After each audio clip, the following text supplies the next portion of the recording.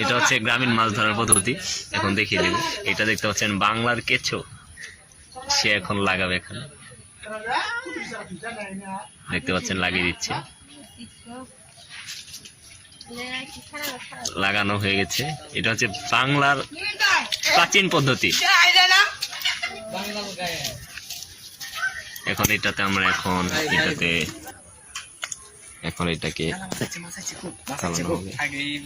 আস্তে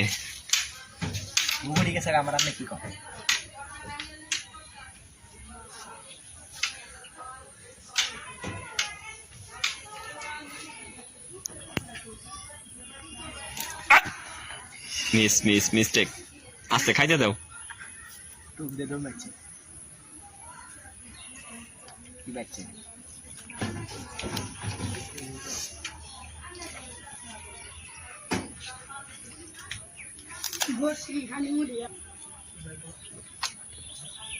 সময় নিচ্ছে, হয়তো একটা ধরা পড়বে।